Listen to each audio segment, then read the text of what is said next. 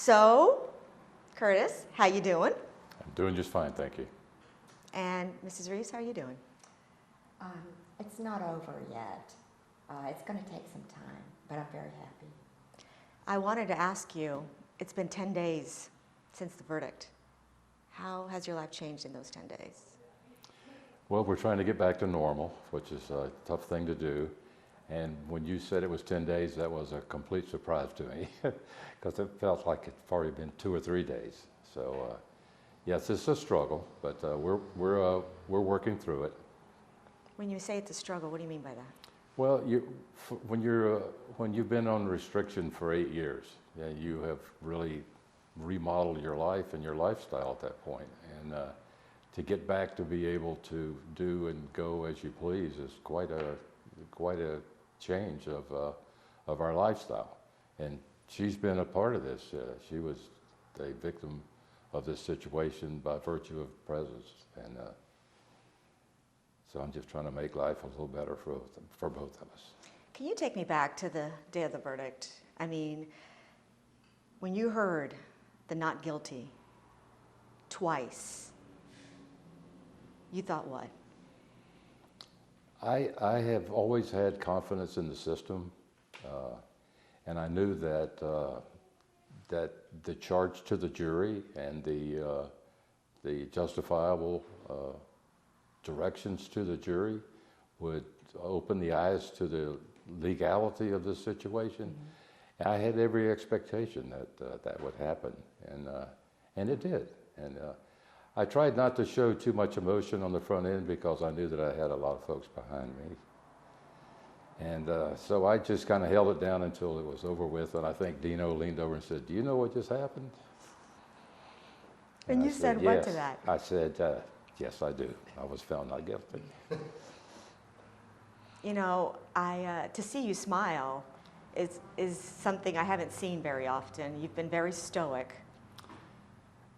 I think that was by design. I didn't want anybody to think that this was not a very serious thing that happened to me. So consequently, I think, and the attorneys agreed, and their direction was to try to be as middle of the road as you possibly could so that you didn't influence people either way. So you hear the not guilty. Who's the first person you hug? Well, I couldn't get to her. She was surrounded, so I'm not sure who it was first. It might have been one of my attorneys that grabbed a hold of me here and wouldn't let me go. So Probably. I think they were as overjoyed as I was, and yet it was still a somber affair. So it's still a balancing act, you know. Absolutely. What did you do right after the verdict? Well, the first thing is my granddaughter, as soon as we left, as soon as we were able to get outside, I had the appropriate size screwdriver to get that ankle monitor off of my ankle. So we went to my daughter's house, and my granddaughter took it off for me. Sounds like you're getting a little bit emotional. It was a very emotional time, not just for me, but for my whole family. Explain that a little bit. Well, you defend yourself. You rely upon the criminal justice system to understand that. And when you discover that the criminal justice system hasn't performed as you expected, or as they, in my mind, should have, that's a big disappointment. And then when things that have absolutely nothing to do with the situation that you find yourself in, you find that everything is being misinterpreted and it didn't happen that way. And you just have to live with that for 8 years. It's tough. And what has been the reaction from the public? I'm sure you've run into people, right? Well, everybody that we've run into at our church seems very supportive. My son tells me that the law enforcement community supports us. They understand what the potential was for this situation. Our friends that we've encountered have always been fully supportive of us. But we're getting, we get the phone calls and the letters from the people that think that the world wants to know what they think, and it's always nasty and provocative and in some cases threatening. So it's not over for us, and it has a tremendous impact on my wife and of course, my family. So I've always told them to be alert to what's going on around you, and now more so because of the potential threats and the possibilities. So you've had death threats? They stop just short of a death threat. It's just a lot of profanity and wishes for me to be dead, not something that you could actually classify as a threat. So they're a little weird, but they're not crazy. So they're not communicating a threat that could be prosecutable. Right. Now I know the very next day after the verdict, there was something big happening, right? Well, my daughter had planned a wedding regardless of how this went. I was confident in the system, and as I had indicated, disappointed in some of the people that were in the system before we got to the jury. But she had planned a wedding regardless of what happened that night. She was going to get married the next day. So it worked out perfectly that I was exonerated at about 9 o'clock in the evening, and 4 o'clock the next afternoon, my daughter was getting married. And you walked her down the aisle? It was a little different set of circumstances. They were pretty iffy as to whether or not that would happen, since it was kind of questionable as whether or not I would actually be there. So it was similar, but no, I didn't get the chance to walk her down the aisle. But I was there, and I was on the front row. I mean, when I heard that, I put it out there. I mean, it's hard to imagine Jennifer thinking, okay, if it had gone the different way, that she was still going to go through with that. It's kind of hard to believe that. Well, I encouraged that. I encouraged them to live for today and not and try to, if things went south for me, that they, not just my wife, but my whole family, shouldn't do anything that would affect their future. That they should continue on with life, and everybody could do the best they could with me or without me. So I think that was what I had tried to impart to them, and that's what they did. So I was proud of that. I tweeted it out actually that night, that the next day you were walking your daughter down the aisle, and that it was a big moment. Obviously, two big moments back to back, right? Absolutely, yes, it was. I did get also, though, some negative response to that. And people were out there saying, it's sad because Mr. Olson won't get to walk his daughter down the aisle. Yes, and that, I understand that, and one of the things that our family did, and we asked our church to do, is to keep the Olson family in mind. It was a terrible thing that happened. It was not something that I would ever want to happen. It was, Mr. Olson was in charge of what happened that night. I simply responded to his attack. I had no alternative, and I think I said it in court. His demeanor was irrational, and his actions were irrational, and his wife was trying to hold him back, and he was so aggravated or angry that she had no impact on him, and it was something that I would never want to do, but it's something that I had no alternative. It was one of those things where you have a split second to make a decision, and I made the decision to not allow myself to be seriously injured or killed. And obviously the jury believed you. And that is that's the first really strong positive thing that I've seen out of this whole mess, is the jury. They were the heroes here. They got to see the facts and they got to make the decision based upon the law, not upon emotion, and I found that a very positive thing for me and for our society, I might say. Have you heard from any of the jurors? I don't expect to, and the answer is no, I haven't. I hope they feel comfortable in their decision, and I wish them all the very best, and I don't expect to hear from them. In this whole time, have you ever said anything to Mrs. Olson? I think I haven't had the opportunity to do that, and if I can through here, my wife and I both would like to wish her the very best.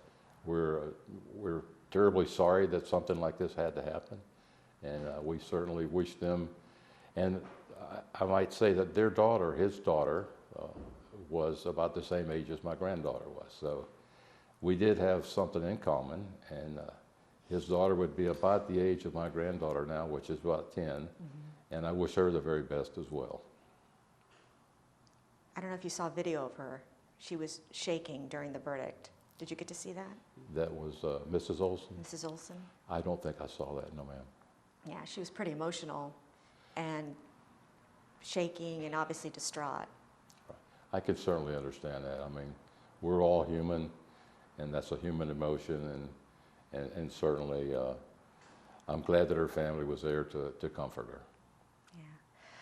I know during the trial, everything came out, all the evidence. What I'd never heard before was that you don't remember the popcorn being thrown at you. I had never heard that before. There's a couple of phenomenons when you have your fight or flight syndrome that kicks in, that there's a tremendous adrenaline release in the system. There's some things that are physically and psychologically come about as a result of that adrenaline. And some of those things are some people call them distortions, or some people, there's a variety of different names for them. Distortion kind of makes it sound negative. It's really a positive action that the body makes in order to avoid the whatever the threat might be.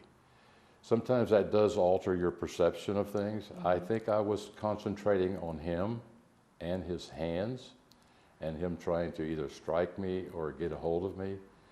The popcorn just never entered my consciousness until I observed it on the floor after it was over with, next to his phone. So you don't remember what witnesses say they heard you say, which was, throw that popcorn in my face. I heard that. I did not say that. That was something that didn't come out in the trial. I had no concept of that. I think my first conscious thought about the popcorn was when the detectives asked me during the interview. That was the first time I'd ever thought about it. So I don't know that I could have said that if I didn't know about it. So there's going to be people out there, obviously, that are going to always believe that you killed a man because he threw popcorn in your face. What do you say to that? There is no way that you can counter that. When the state they basically put their case in a popcorn bag, and that is not where it belonged. That was a minor occurrence in a series of events, and literally had nothing to do with what happened to Mr. Olson. The popcorn was something that it became such a media sensationalism until there's just no way to dispel that other than the fact that it had nothing to do with Mr. Olson getting shot. And let me ask you, Curtis, about that cell phone. We heard a lot about the cell phone.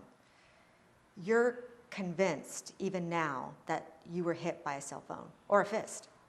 Yes. It's not a question in my mind.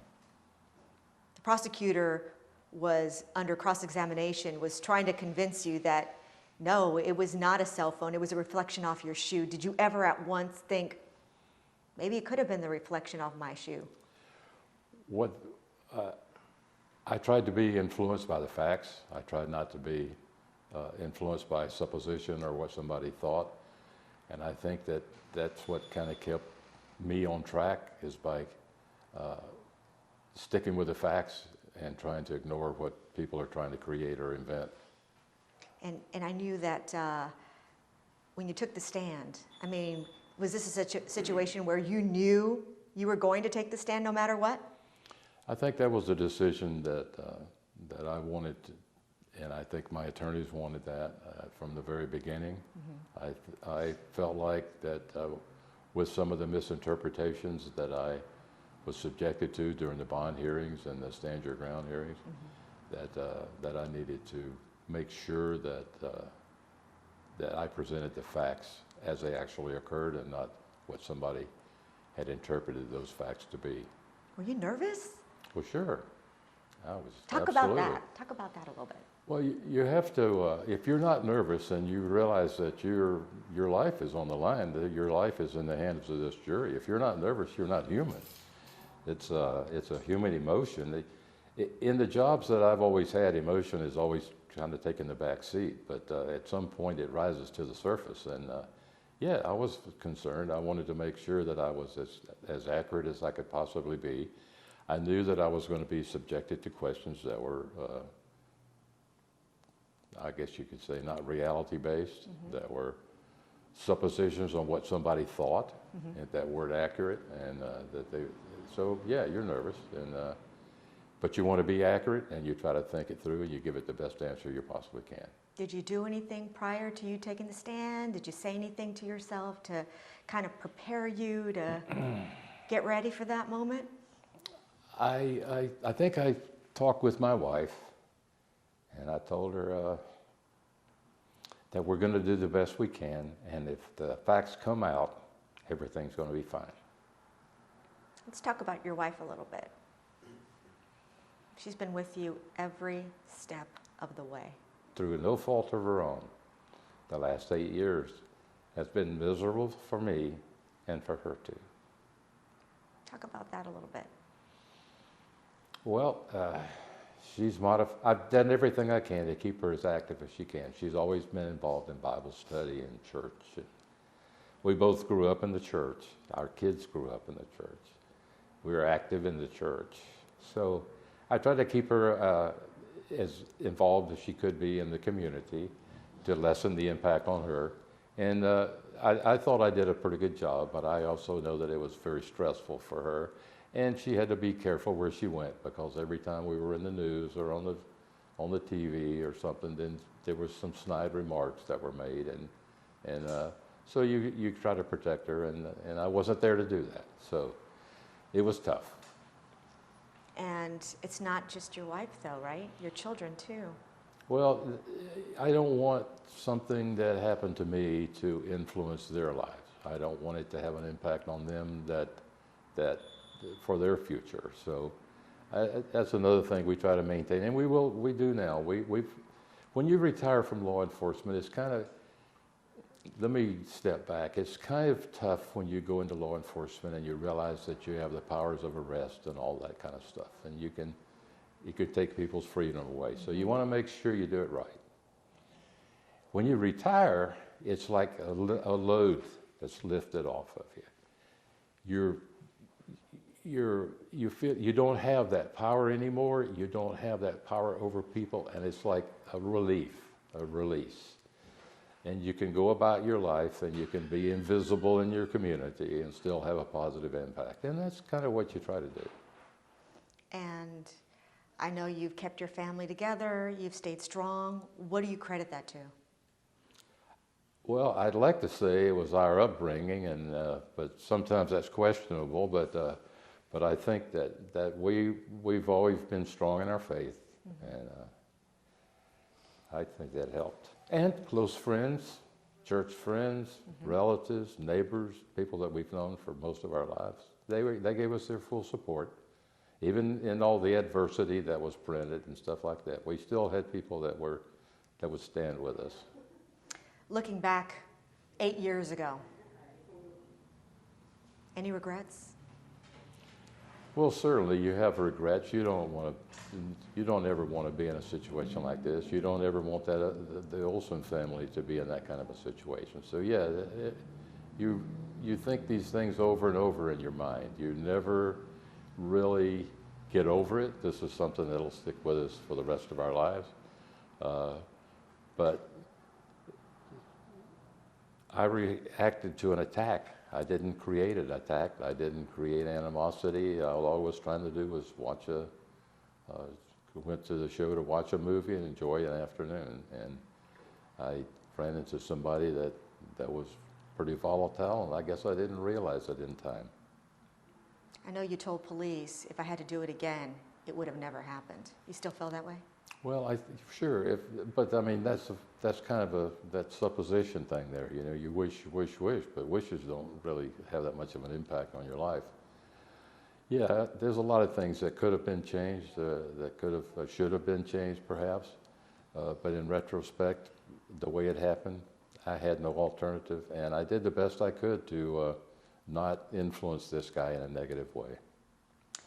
People have said to me, who have been watching the trial, this case for all those years, they say, why didn't he just move? Well, had I known what was coming, we would have. At that point, he was not a threat. He was just a loudmouth, which during my career, I dealt with literally thousands of those that didn't turn violent. So I had no reasonable expectation that this one would. And I mean, we heard a lot about your law enforcement experience, how you've been trained for these types of situations. Do you think that played a role in your quick reaction? I would say absolutely it did. I think the perceptibility of what was unfolding in front of me, the realization of what could possibly happen to me, the fact that I was in a indefensible position, sitting or in some cases leaning away. I believe that all those things that you hear about, pattern development, muscle memory, played a big role in this because many of the things that occurred there I had done thousands of times before. And I know you described it for the jury. I mean, you felt pretty pinned in, didn't you? We've never sat on the back row of a movie theater. We only did that because of the number of seats that were available and that my son was coming. I'd never like to do that. We've never done, and we probably never will again. But there's a helplessness that overcomes you if you're not careful when you're in that kind of environment, and that helplessness comes from your emotions. And when you find yourself, I think my training kept emotions out of it, objectivity came into it, and I was able to respond effectively. And just wondering, have you been to a movie since all this happened? I haven't been to a movie, but with all the availabilities now on TV and streaming and all that stuff, it's probably not likely. I've got a surround sound in my home. When she allows me to use it, it may keep the neighbors up, but I think I'm very satisfied to be at home and watch movies for a while. And I know that so much has changed, obviously, in the last 8 years, and the support you've gotten from your family, your friends, but have you had relatives that pretty much stopped communicating with you after this? If they have, we haven't identified them yet. But you know, with all the different ways to communicate now, we're getting communications from family members from just about everywhere. So I'm not aware of anybody that's isolated themselves from us. And I got to ask you, because people are going to wonder, do you still carry? I have, because of my law enforcement career and some of the folks that were sentenced to prison years ago, they're going to be getting out in the next few years. I have no idea what they look like. I will, and with the threats that we're getting now, the potential threats or harassment, or I would be foolish not to have a security system for myself and my family. And that's something you've always done, right? Yes, ma'am. I carried a firearm at the insistence of law enforcement or the federal government for about 45 years before this happened, and never had an issue like this. Let me ask you about your defense team. They've been with you every step of the way as well. What do you think about them? They were dynamite. When I got to admit, at some point I was concerned. I wanted to go to trial the next week, and these guys convinced me that wasn't a good idea. So they've held me on the end of a leash for about 8 years because I've been ready to go to trial any minute. And the fact that it finally came up because of all the different things that these guys accomplished, I can't say enough. They're fantastic. They're a great team. And when I needed them the most, they showed up and they had everything that they needed. And I was amazed at their quality of defense and their the analytical minds that they possess and the things that they were able to accomplish. I mean, when you're like, I'm ready to testify, let's go to trial next week, how did they calm you down, or how did that play out? Well, sometimes they had to jerk a knot in me to get me to settle down, but by and large, I still listen to reason. I always have, and they had a good direction for me to go in, and I felt it was in my best interest to listen to these guys. They're the experts. Mr. Reeves, I have to ask you, like, we were talking about your defense team and watching them pick apart the lead detective in this case. I mean, you're watching Rick Escobar do that in front of you and basically getting this detective to admit that he basically screwed up this case as far as getting things done on time, missing evidence, sloppiness. You're thinking what as he's doing that on the stand? Well, I'm feeling compassion for the detective because I think that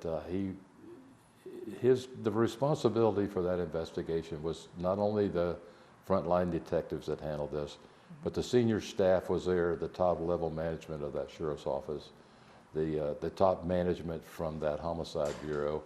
All those people shared in the responsibility to make sure those detectives knew what they were doing. By the same token, I feel like that they did an excellent job in pointing out the deficiencies, and there were many, not just in that, but in this whole thing leading up to the jury trial. You saw they were able to pick those apart because of the attentiveness that they gave my case, which was made me very proud of the fact that I had the right people. I mean, the police, you saw their investigation, a rush to judgment on their part. Well, and when you're conducting an investigation, you take your facts, you take your evidence, and you compile and make a hypothesis. The hypothesis should be the last thing that you develop. I think that's the first thing that the sheriff's office developed was a hypothesis, and then they spent the next 7 years trying to develop it. It just didn't work for them. So mistake number one. That would be number one, yes, ma'am. And so to know that you were on the other side of law enforcement investigating, and then now that you were on the other side as a criminal defendant, what did that feel like? Well, when they put me in handcuffs and put me in the backseat of that patrol car, I said, man, I've done this 1,000 times, but I've never been on this side of the cage. It was a humbling experience at best, and I was hoping that a thorough and a quick investigation would have resolved the issue, and as it turned out, it didn't.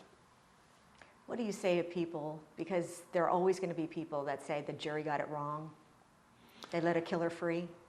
I don't think you can convince people of what they think they know, and if they base their information off of the media, they're making a big mistake. What do you want people to know about Curtis Reeves? That I'm just like they are.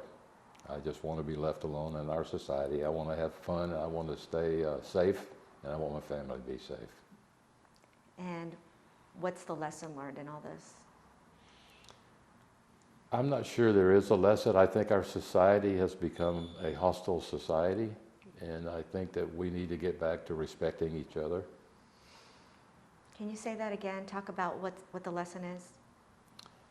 We need to get people back to respecting each other and understanding that we're all individuals, but we're still people. I know that a lot of people who watched this case also said that Mr. Olson was very aggressive, a hothead. We just need to learn to listen to each other. Is that what I'm hearing you say? We need to listen to each other. We need to be tolerant of each other, too. I think that that's one of the things that our society seems to be lacking then and now, is that we just don't, we get hostile when there's no need for it. And I know a motorcycle went by, but again, that message was so important. Go over that again. I'm not sure where we were, Well, but you were talking about being Right. tolerant of each other, listening to each other. yeah, I think we got too much violence in our society. We need to understand that we can have different opinions without being hostile about it. It's just an opinion. We need to be tolerant of each other, and we're all in this together. There's no reason for the hostility that we're seeing. There's no need for people flying off the handle and attacking other people and stuff like this here. It's not something that our society needs. Is there a message for the public watching tonight? Be tolerant of your friends and neighbors and those that have a different opinion, and enjoy life. Is that what you're going to be doing? Try it. Any plans for the future? Anything that is coming up? Well, she has, over the years, has expressed a desire for several things that she'd like to do when this is over with. So we're going to prioritize that list, and that's where I'm going to spend my time, is making it up to her. Why is that important to you? This is my partner.